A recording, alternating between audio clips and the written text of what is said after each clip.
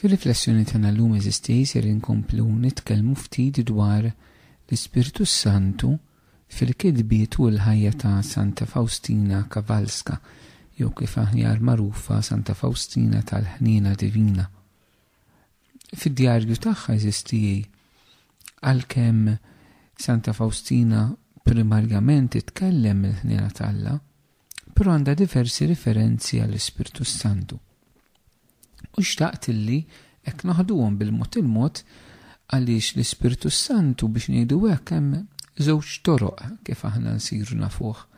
It-triq iktar ta' it-teoloġija spekulattiva u allura x'tallem il-kelma tagħha, x'jagħlem il-Maġisteru tal-Knisja, x'jagħlmu t-teoloġi.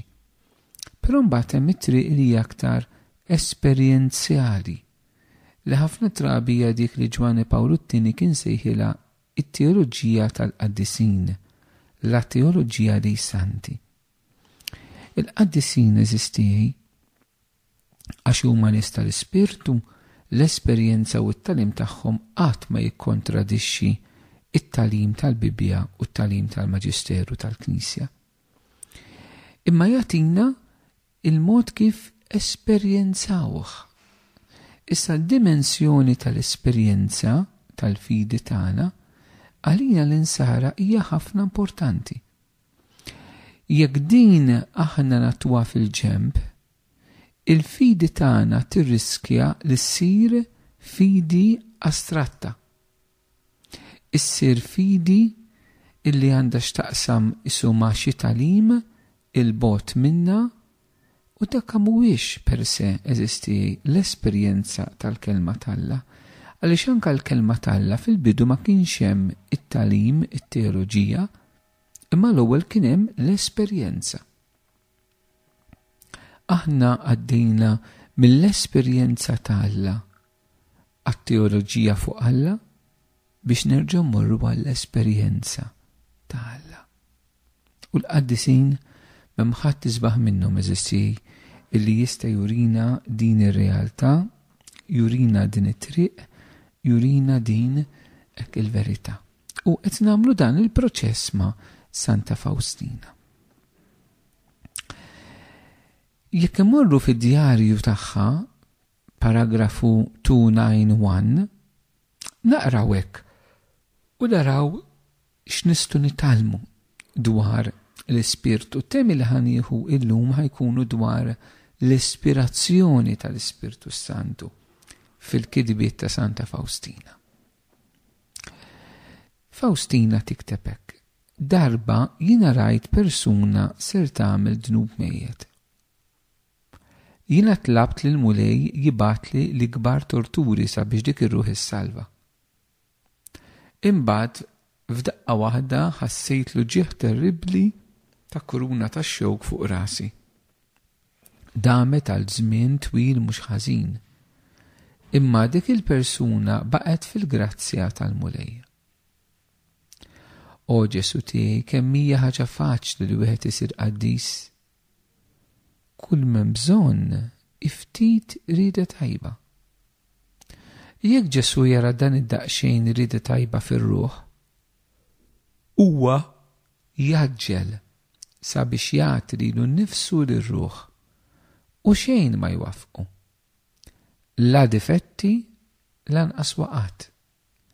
Assolutament xejn. Ġesu jkun anzjuż li jgħinha lil dik ir-ruħ.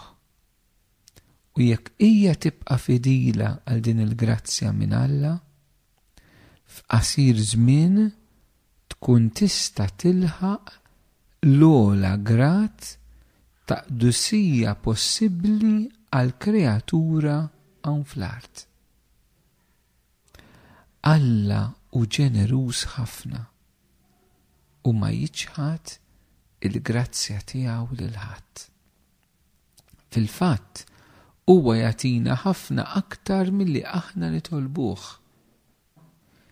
Fedeltà lejn l-ispirazzjonijiet tal-Ispirtu Santu din hija l-iqsar rotta. Kemm hija silta sabiħa eżistiji għal dawk ngħid għalina l-koll illi nixtiequ nsiru qaddisina li aħna kif jgħid il-Papa Ġwanni Pawlu II fil-bidu tal-millenju ġdid hija apostolika sabiħa immens u tajjeb ma ninsawix. Jgħidilna li meta aħna ġejna imamdin u l-ġenituri tagħna staqsuhom xi tridu il-mamudija jew meta jagħmel adult jgħidulu xi trid u jwieġeb il-mamudija fir-rit tal-mamudija, dak li qed jagħmel qed jgħid irrid insir qaddis. Aħna l-mamdin il-kol kemm aħna għamilna din l-għażla li nsiru qaddisin. Hekk jeżisti. Aħna minna l-għażla li nsiru qaddisin.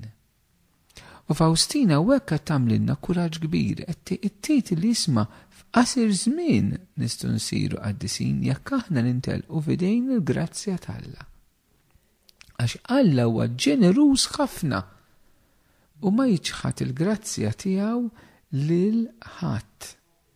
Din hija ħafna ċara ra Faustina fiha. U dil-grazzja mbagħad komplejt tgħidilna x'inhi l-ispirazzjonijiet tal-Ispirtu li jekk inkunu fidili lihom. Din hija l-iqsar rotta is-sejħila għall-qdusija. Din l-espressjoni vera laqtitni. Teresa tal-Bambin Ġesu titkellem it-triq il-xkejkna għall-qdusija. Faustina titkellem mill-iqsar rotta għall-qdusija. U l-iqsar triq hija li int tkun fidil għal dak li l-Ispirtu Santu inebħek. Ara, din it-triq il-qasira eżistijaj hija triq li hija bbażata fuq Alla. Hija triq li hija bbażata fuq Alla x'jagħmel fina il-bnedmin. Mhux fuq x'nagħmlu aħna primarjament, imma fuq x'jagħmelu finna. U din hija realtà tant sabiħa.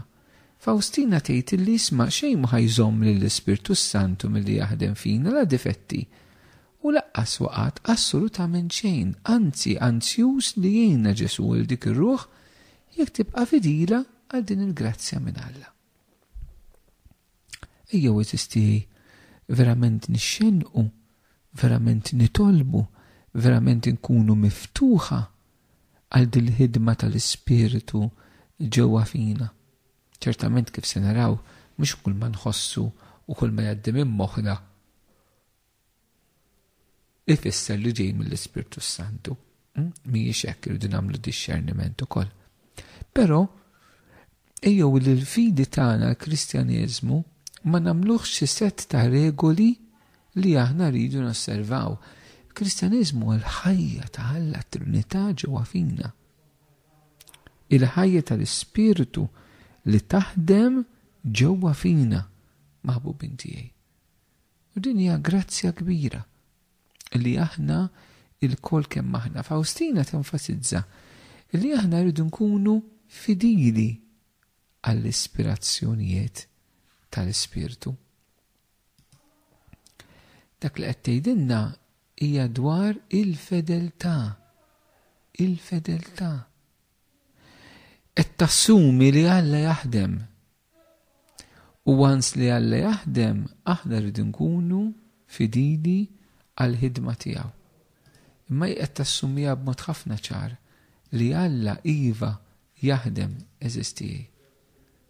Alla jaħdem fil-qlub tagħna, Alla jaħdem fina. Issa l-fideltà tiġi minna li aħna ma nħallux it-tnebbih tal-Ispirtu jgħaddi fix-xejn. Number 658 Faustina tkompli titkellem ftit dwar l-Ispirtu Santu tgħidilna hekk.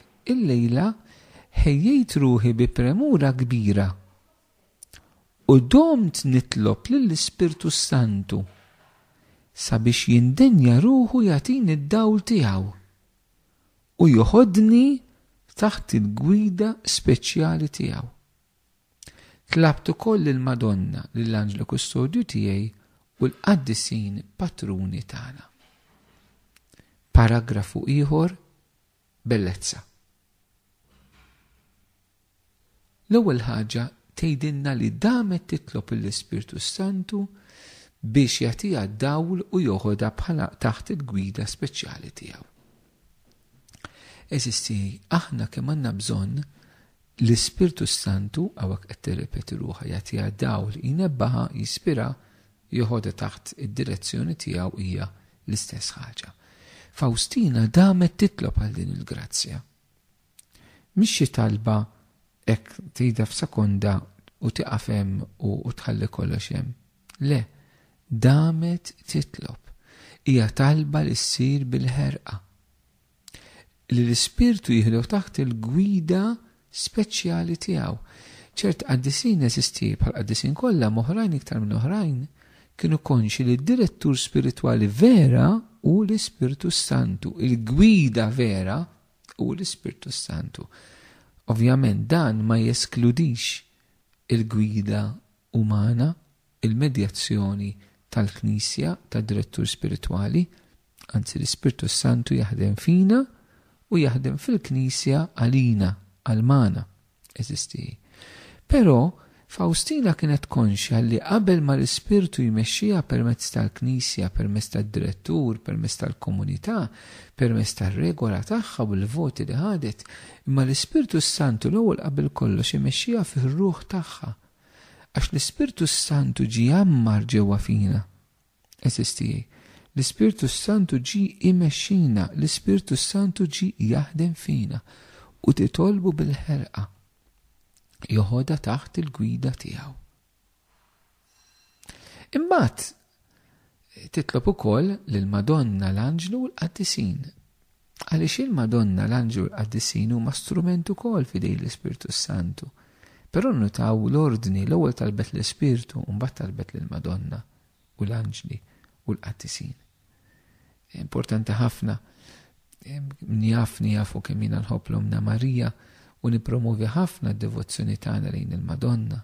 Eżisti li nitolbuha mill-qalb għax hija omna, però ma nagħmlux il-Madonna qabel l-Ispirtu Santu tafux. Intom il-koll jintom devoti tal-Madonna, intom li titolbu r-Rużarju, intom li tattendu xi festi tal-Madonna, intom li żommu il-labtu tal-Madonna, xi domna tal-Madonna. Kemm titolbu l-Ispirtu Santu? Kemm titolbu l-Ispirtu Santu? Aħna devoti iktar tal-Madonna milli tal-Ispirtu Santu? Naħseb irridu xi kuntant eżisti aħna bħala kien sara kattoliċi fuq dan il-livell naraw illi l-affarijiet ikunu kif għandhom ikunu.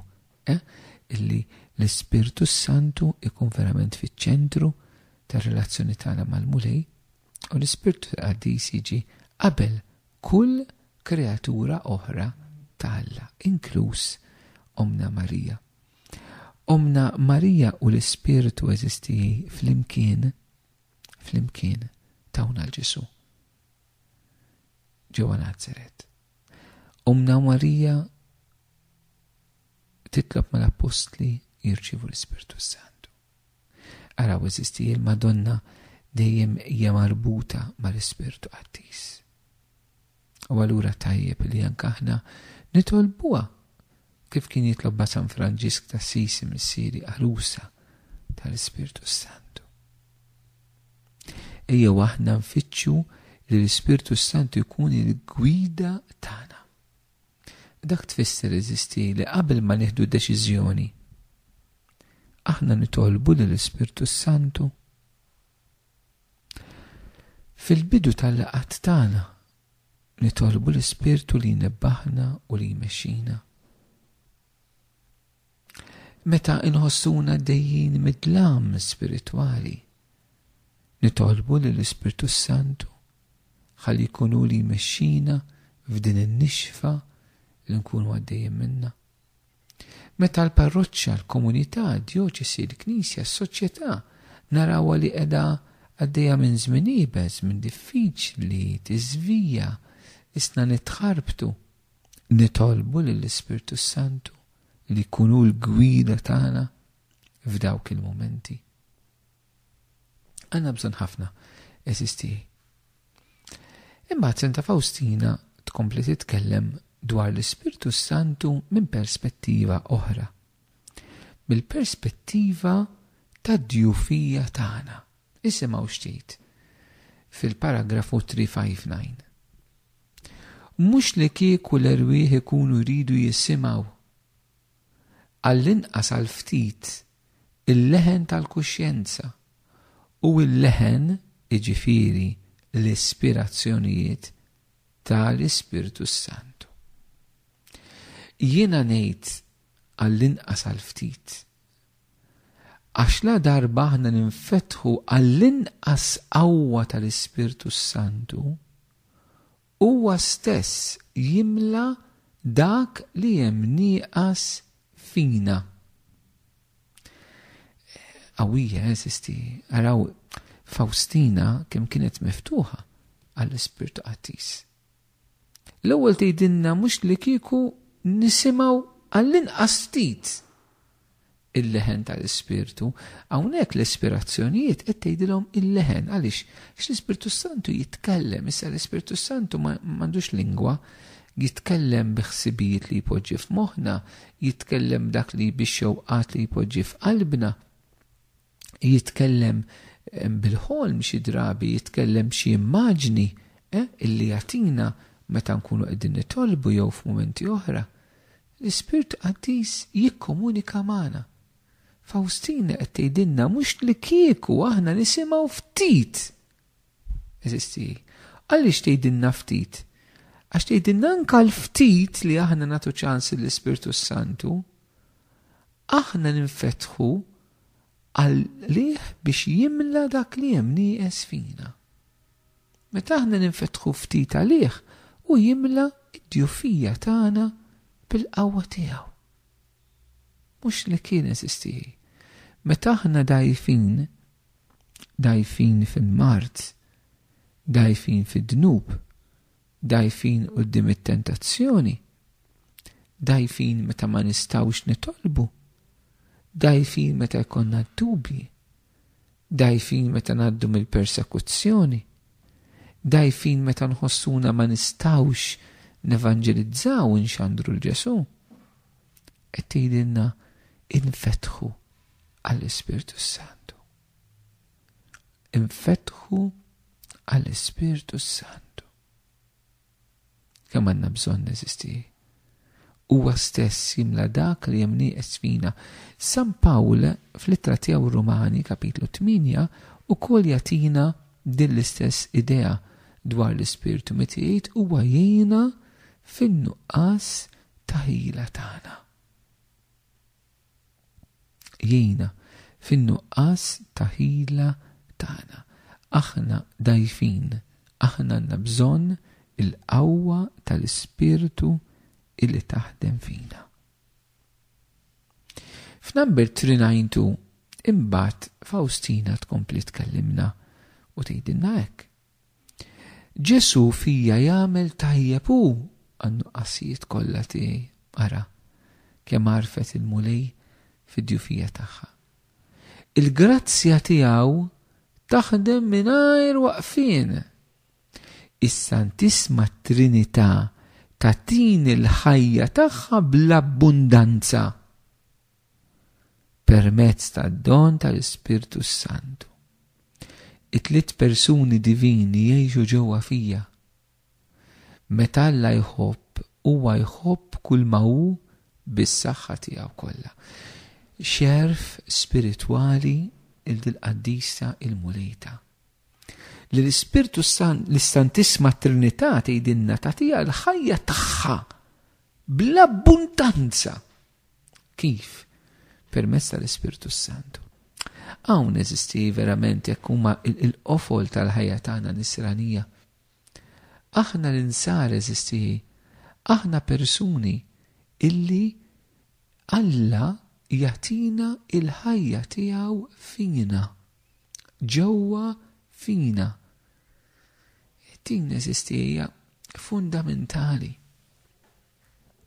Il-Kristjaneżmu l-ewwel qabel kollox mhuwiex xi set ta' liġijiet morali biex aħna nosservaw.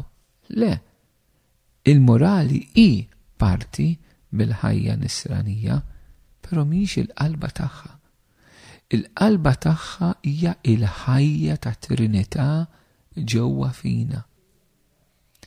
Ħajja abbundanti tgħid Faustina, mogħtija lilna mill-Ispirtu. U mbagħad timmanifesta ruħha ovvjament f'għażliet morali tajbin, skont ir-rida tagħha, ċertament. Imma tibda lajn il-font, il-prinċipju, il-qawwa tinsab f'dil preżenza ta' Trinità f'ruħna, illi mo speċjali permezz tal-Ispirtu tatina il-ħajja abbundanti tagħha. Hija grazzi eżistijaj li aħna narfu din l-abbundanza tad-doni tal-Ispirtu, l-abbundanza tal-qawwa tal-Ispirtu. Forsi aħna ħossuna l-bot minn din realtà xi drabi eżistijaj, ħossuna l-bot minn dawn il-veritajiet li l-qaddisin esperjenzaw. Pero jekk impossibbli għalihom, għaliex mhux għalik?